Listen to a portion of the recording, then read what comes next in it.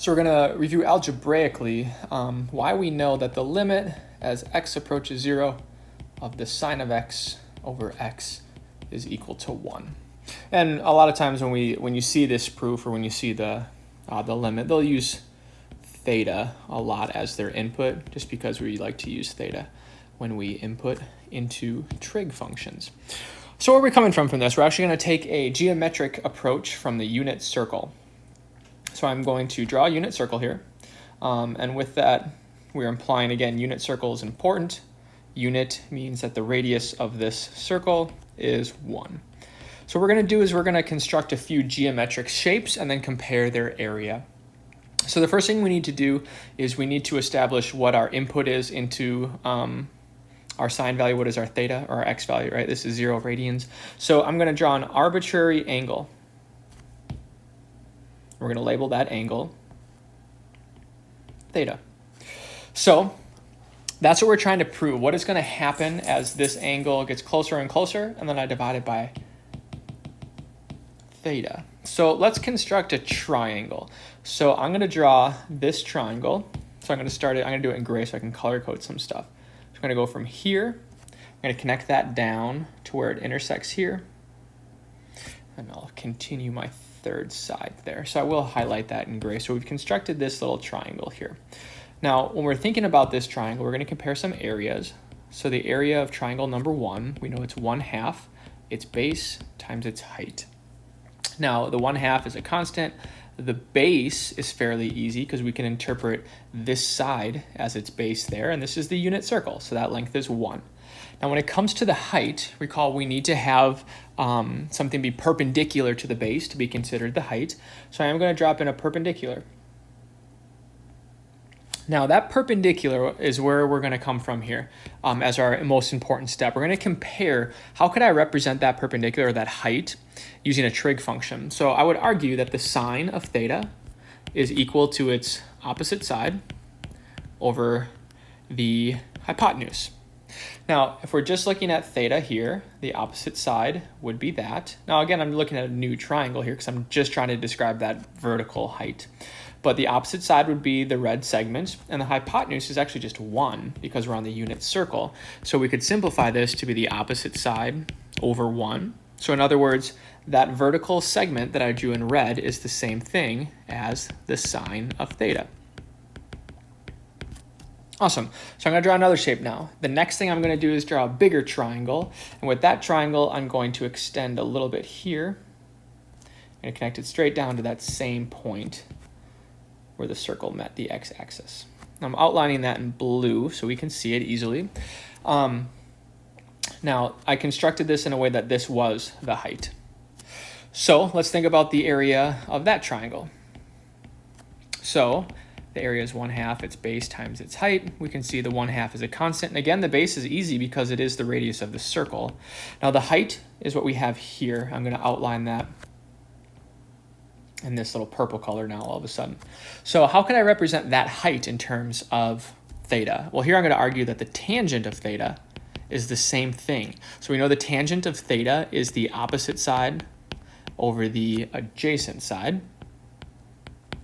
So if this is my theta, the opposite side would be that vertical, and the adjacent side would just be 1. So this segment right here is the same thing as the tangent of theta. That's going to be the height of our triangle. The very last thing we're going to do is draw a third piece, a third shape. I'm actually going to highlight it in green because it's going to fit in between the two. I'm going to highlight a sector. I remember a sector, and I will draw that over here as well. I just traced the shape. I'll outline it too. Looks like a piece of a pie. I'm following the curve of the circle and meeting it there. So it does look like a pie piece, and that is what we have for a sector. So it looks something like this.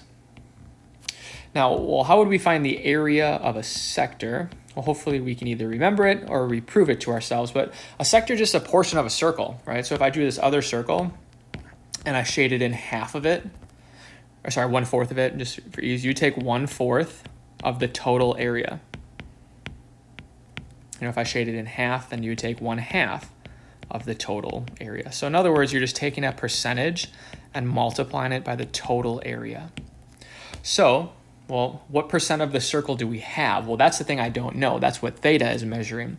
So if I was trying to calculate this, I'd need to take the percent of the circle that I have, which is related to theta, and then multiply that by the total area. So the area of the circle, I have this many radians of the circle out of all 2 pi of them. So that would tell me the portion of the circle I have. And we know the total area of a circle is always pi r squared. And then in our case, we know the radius is just 1. So 1 squared is just 1. So I'm going to get rid of it right away. And then those pi's would cancel. So that area is just theta over 2. So now what we're going to do is we're going to compare all those pieces. So I want us to see, just visually looking, the gray triangle is the smallest of the 3 areas. The sector is just a little bit bigger because it has that little extra area in here that the gray triangle doesn't. And then obviously the big blue and purple triangle contains all of that other stuff plus more, so it's going to be the biggest. So that's where our algebraic proofs is going to start now. So we're going to say the area of the small triangle, or triangle number 1, is less than or equal to the area of the sector, which is less than or equal to the area of the big triangle, or in other words, triangle number 2. Now I put equal to for that unique situation. What if we have exactly 0, right? If this was all the way down, then all those areas would be the same. So I did include the equal to, just because that's true. So we're just going to substitute. We know the area of the small triangle was 1/2 times 1 times the sine of theta. So I'm just going to call that the sine of theta over 2. Now we do know the area of our sector was theta over 2. And then the big triangle, we said its area was 1/2 of tangent. Awesome. We're getting way closer. So let's get rid of those 2's. Let's multiply all of those values by 2. Now what I'm working towards is I want to make something that looks like the limit. So I'm going to rewrite the tangent as the sine of theta over the cosine of theta. So what I can do then is I'm going to multiply each side by 1 over the sine of theta. So just like up here I multiplied everything by 2, I'm going to multiply everything by 1 over the sine of theta. So if I divided that by sine of theta, that would turn into a 1. I would have theta divided by the sine of theta. And then this sine would cancel with that sine, so it'd be 1 over cosine of theta. Well, we're starting to get close here. This almost looks like the limit we're trying to prove. What I need to do is flip everything over though. So when you take the reciprocal of something, like if I was comparing 1/4 to 4 over 1, well, obviously 4 over 1 is bigger, but if I flip both sides, I have to flip the inequality symbol to keep it a true statement. So I'm going to take the reciprocal of everything.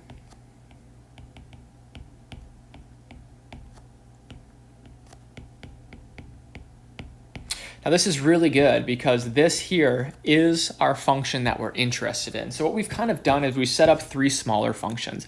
Like for instance, let's say f of x was equal to 1, and let's say g of x was equal to the function that we were interested in. And let's say h of x was equal to this other function.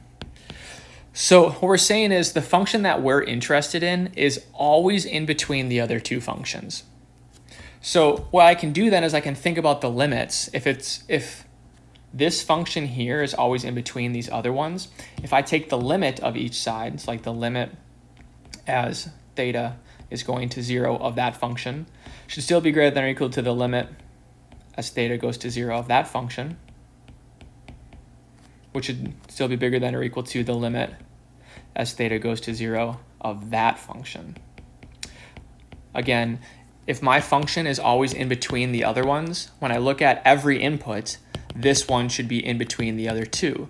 So when I'm looking at the input of 0, this function should be in between the other 2 because it always is. Well, we know these limits. The limit as theta approaches 0 of 1 is just 1. This is the one we're interested in proving, so we're going to leave that in its limit form. And then this one here, we can actually directly substitute theta because the cosine of 0 is just 1. So that's 1. So what does this tell us? Well, that means the limit as theta approaches 0 of the function sine theta over theta must be between the numbers 1 and 1. So by the squeeze theorem is what we technically call it. There's no other choice to say that that number must have been 1. So we've shown that the limit as theta approaches 0 of the sine of theta over theta has to be 1.